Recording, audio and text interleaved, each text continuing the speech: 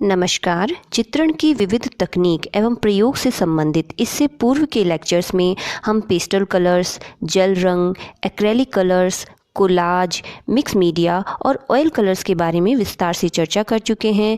इस लेक्चर में हम पेंसिल और चारकोल चित्रण माध्यम के बारे में चर्चा करेंगे। पेंसिल कलाकार का प्रथम हथियार कहा गया है।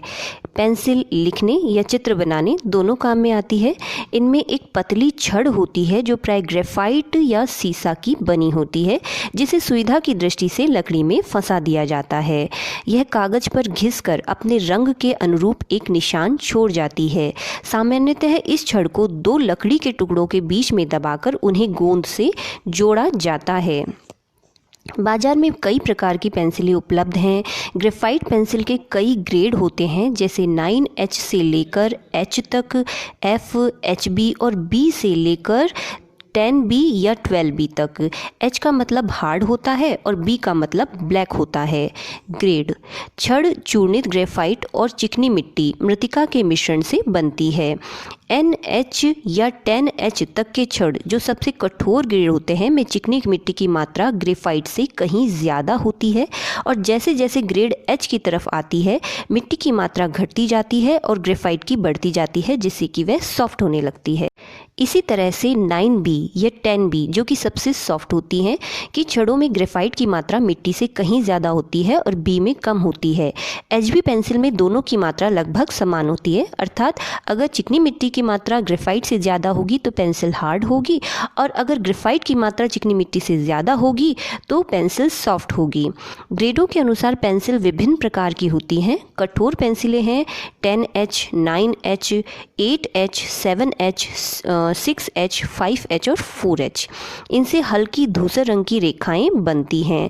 हल्की व महीन रेखाओं को खींचने के लिए कठोर ग्रेड की पेंसिलों को उपयोग में लाया जाता है, या हम कठोर सतह पे जैसे लकड़ी या दीवार इत्यादि पे हमें रेखाएं खींचनी हो तो भी इन कठोर पेंसिलों का उपयोग किया जाता है।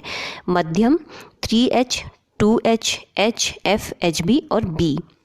मृद यानी कि कोमल पेंसिलें होती हैं, सॉफ्ट पेंसिलें होती हैं 2B, 3B, 4B, 5B, 6B, 7B, 8B, 9B और 10B। इनसे काली रेखाएं बनती हैं।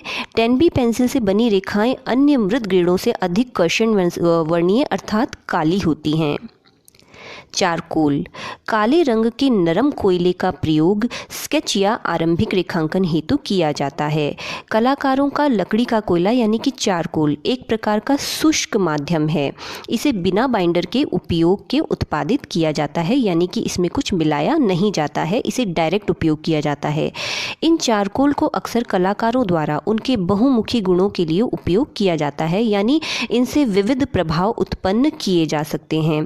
यह अन्य कला मीडिया की तुलना में कम स्थायी होता है, क्योंकि जरा सा भी हाथ लगने से या कोई चीज़ लगने से ये झड़ जाता है या ख़राब हो जाता है, इसलिए ये स्थायी नहीं होता है। इस पे फिक्सेटिव की ज़रूरत पड़ती है इसे स्थायी करने के लिए। चारकोल लाइनों का निर्माण कर सकते हैं जो बहुत तीव्र काले होते हैं, यानी चारकोल से जो लाइनें बनती हैं वो बहुत काली होती हैं, जबकि ये आसानी से हटाई भी जा सकती हैं, फिर भी कागज़ पर निशान छोड़ने के लिए कमज़ोर होती हैं। इस शुष्क माध्यम को चिकनी से बहुत मोटी तक लगभग किसी भी सतह पर प्रयोग किया जाता है। किसी भी प्रकार के सरफेस पे इनका प्रयोग किया जा सकता है। गुण: पेंसिल में उपयोग किए गए ग्रेफाइट के क्रिस्टलीकृत कार्बन कागज़ पर आसानी से स्थानांतरित करने और सटीक रेखाएं खींचने की अनुमति देते हैं। यानी पेंसिल में जो ग्रेफाइट होता है उनसे कागज़ पर बहुत आसानी से और एकदम सही रेखाएं खींची जा सकती हैं, और इसमें महीन रेखाएं खींचने एवं पेंसिल को बारीक करने की संभावनाएं भी होती है। यानी ग्रेफाइट वाली पेंसिल से कितनी भी महीन रेखाएं खींची जा सकती हैं, लेकिन चारकोल मोटा होता है और इसके स्ट्रोक्स स्पष्ट होते हैं। दूसरी ओर ग्रेफाइट ग्रे चमक छोड़ता है, यानी ग्रेफाइट से कागज़ पर ग्रे कलर आता है, जबकि चारकोल काला होता है व इससे कागज़ पर गहरा काला रंग आता है। आजकल बाजार में सॉफ्ट से लेकर नरम तक विविध नंबर के चारकोल पेंसिलें भी उपलब्ध है। जिस प्रकार ग्रेफाइट पेंसिलें हैं जो हमें सॉफ्ट से लेकर हार्ड तक मिलती हैं, इसी प्रकार चारकोल पेंसिलें भी हमें बाजार में हार्ड और सॉफ्ट मिलने लगी हैं, जिनसे विविध प्रभाव युक्त स्केच, ड्राइंग, पोर्ट्रेट इत्यादि बनाए जा सकते हैं।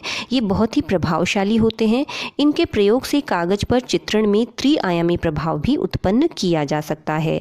आधुनिक चित्रकारों ने इन्हें अनेक संभावनाओं सहित अपनाया है, प्रयोग किया है और इससे बहुत ही प्रभावशाली चित्र बनाए हैं। आदिकाल से ही चारकोल यानी कि लकड़ी के कोयले से रेखाएं खींची जा रही हैं, वह चित्रण किया जा रहा है। कई गुफा चित्र इसकी गवाही देते हैं। मध्य युग तक इसका प्रयोग केवल प्रारंभिक चित्रण के लिए किया जाता था।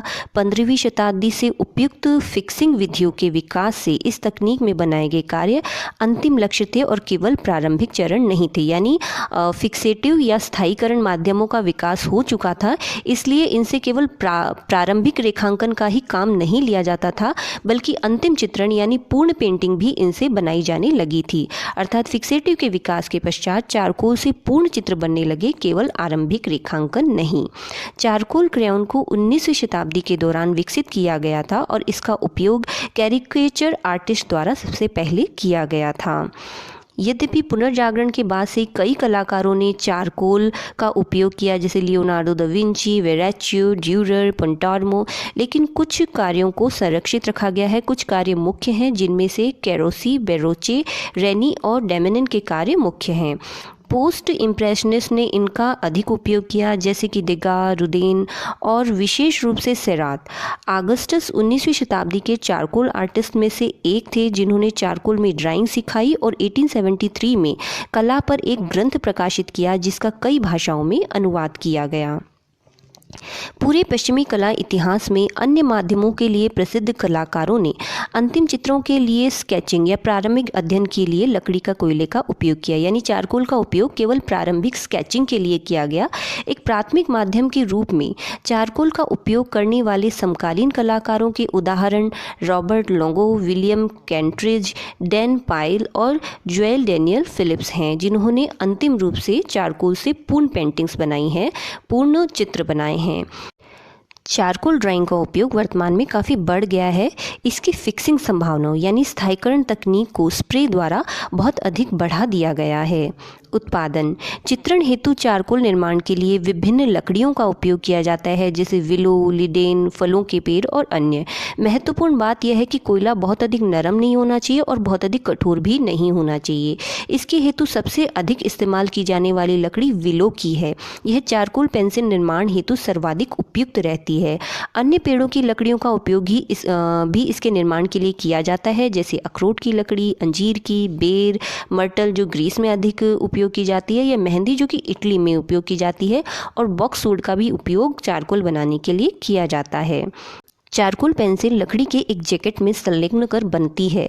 चारकोल के अधिकांश गुणों को बनाए रखते हुए ग्रेफाइट पेंसिल के समान इसे डिज़ाइन किया गया है, यानी जैसे ग्रेफाइट को लकड़ी में फंसाकर पेंसिल का रूप दिया जाता है, उसी प्रकार चारकोल को भी लकड़ी में फंसाकर पेंसिल का रूप दिया जाने लगा है। क्योंकि चारकोल पेंसिल की रेखाएं अस्थायी होती हैं, अतः चित्रण के बाद सुधार की भी संभावनाएं रहती हैं। फिक्सेटिव या स्थायीकरण माध्यम पेंसिल, चारकोल, पेस्टल आदि को स्थायित्व देने हेतु बाजार में तैयार तरल पदार्थ मिलता है, जिसे चित्र पर ब्रश अथवा स्प्रे करने से चित्र स्थायी हो जाता है, फिक्स हो जाता है। इस लेक्चर में हमने पेंसिल और चारकोल चित्रण माध्यम के बारे में चर्चा की। आगे भी मैं समय समय पर इस प्रकार की जानकारी आपको उपलब्ध करवाती रहूँगी। सो प्लीज़ इस YouTube चैनल को ज़रूर से सब्सक्राइब करें। Thank you.